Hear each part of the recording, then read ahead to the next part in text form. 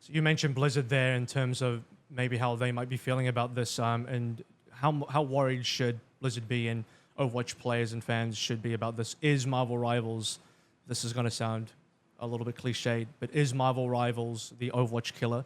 And No. is there a world where the honeymoon phase ends for Marvel Rivals? Obviously, we're still into the first month of the game. It'll be more than that by the time this episode comes out. And once the honeymoon phase is over, do players start getting back into where they were in the trajectory of Overwatch initially, where they get used to the game, meta start developing, things get a little bit more competitive, the game gets solved a bit more, people get frustrated by the lack of balance, blah, blah, blah, blah. A lot of the same issues that Overwatch had. There's already a giant civil war, Marvel civil war, by the way. I already made that joke on Twitter. Yeah, I think I've seen the between tweet. the pro roll-lock and the anti-roll-lock crowd in the Marvel Rivals community. So, how worried should Blizzard, Overwatch fans, maybe the actual developers should be? How worried should they be? And also, is there a world where both games can just thrive and live happily? And is Marvel Rivals the Overwatch killer, I guess? Yeah, So I think the easy answer is no. It's not an Overwatch killer. I think Overwatch is always going to maintain an audience. It doesn't matter if it didn't even update the game, as crazy as that sounds. It's got to a point where it can maintain an audience. The problem is that audience feasible for monetization when it comes to Blizzard? If they're not getting a return, then they're not going to service that audience. Now, if they start seeing a meaningful drop in revenue generation and player-based numbers because of a competitor, then it gives them a decision, right? What do you do?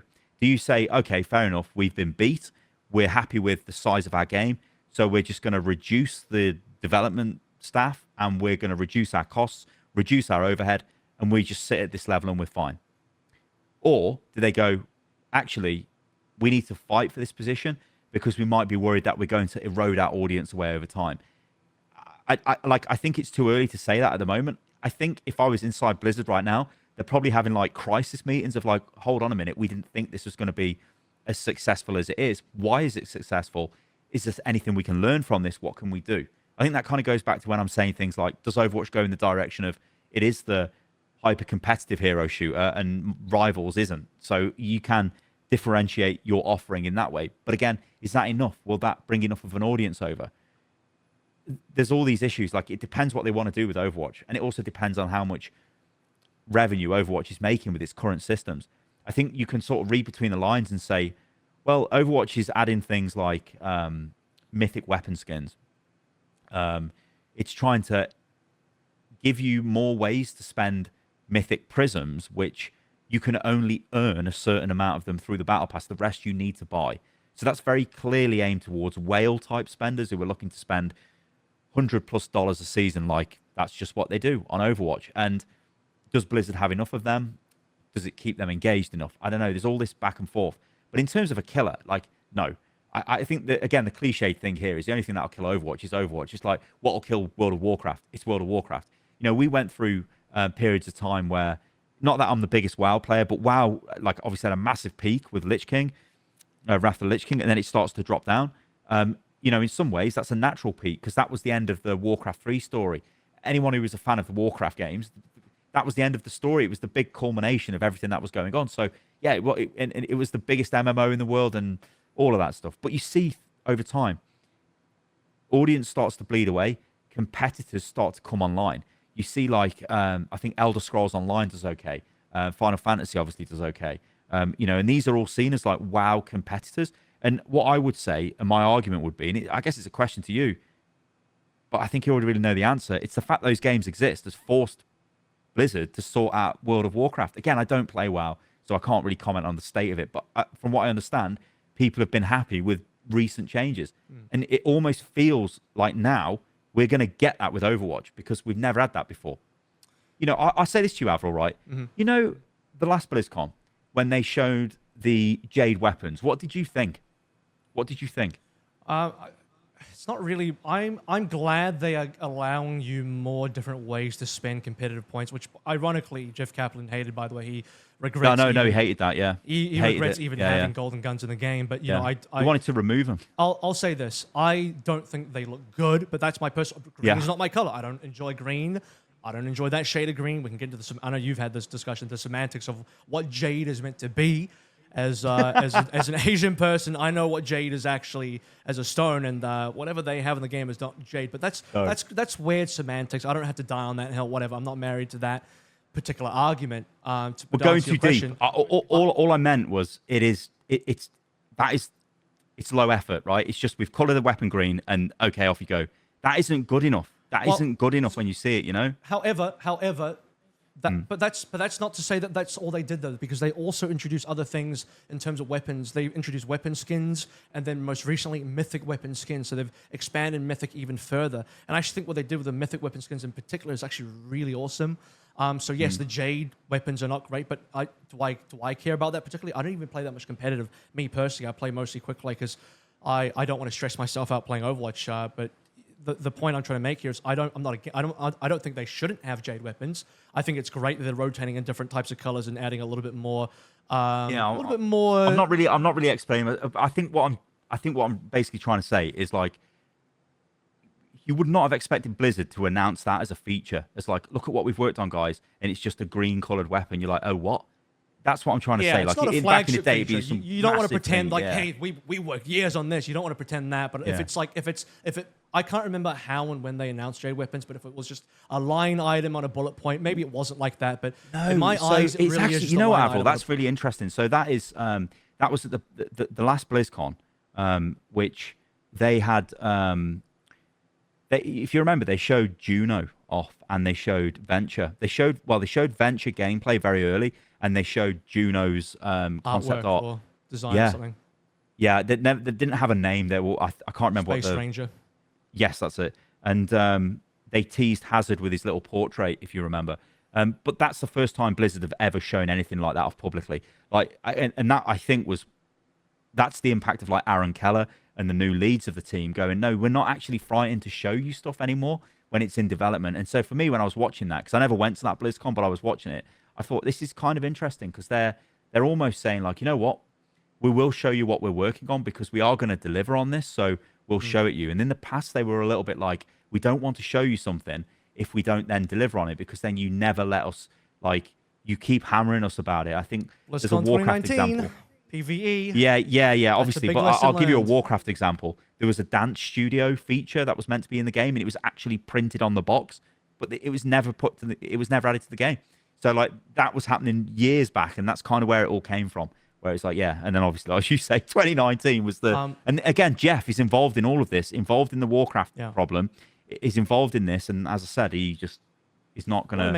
I want to mention something, because you brought up and I've heard this from other people as well, and I don't think you're necessarily incorrect on this, but I do think there is if I was to offer a little bit of pushback on the statement regarding, obviously I do think it's good to have competitors in the space to sort of, competition is good. You don't want anyone having a monopoly. You need competition to drive a competitive nature within a product so that the consumer can win, so that we can get better and better products, and you don't have any sort of, development or any sort of products where it just stagnates, which is great. I understand that argument fully, but I will also say, like, even prior to Marvel Rivals, this whole argument, like, oh, finally, now that there's a real competitor, Blizzard can get the kick up the arse they need. It was like, well, actually, I even listed earlier on that we had a chat about. There's been a number of things that they've improved, and I think the Overwatch 2 development team overall, again, not to,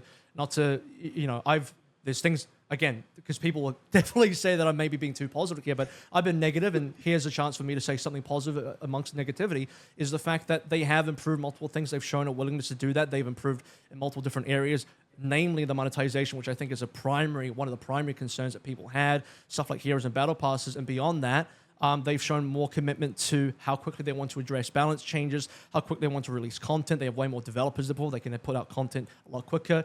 I think people are being a little bit unfair about some of the content as well. People are like, oh, yeah, it's just the same events. Well, it's actually not the same events. We're getting a lot of different events. You brought this up as well, but like not just the Halloween stuff with the Diablo thing with the different skills, but we got that again, but in a different way with the pickable skills. And we're getting different experimental type of patches in their quick play hack. We got a 6v6 test. All of these kinds of things. Overwatch Classic. I mean, this is actually serious content. So I think there's a little bit of disingenuousness coming through from other people. I'm not going to direct this at you, but in terms of like, oh, Blizzard will finally get the kick of the ass. It's like, no, I think they have been getting their asses kicked for 2 years, and they have actually done a lot to try and turn that ship around. what I meant with the seasonal events was back in Overwatch 1 where they were the same events over and over again. Oh yeah, They yeah. are No, much I'm better saying for Overwatch other 2. people are saying Yeah, even yeah. now, people that might Yeah. not have played the game for a while be like, yeah, they're just repeating. So it's like, well, that's not really true. So that's not a rebuttal against you. That's more me speaking No, I out to think the general public.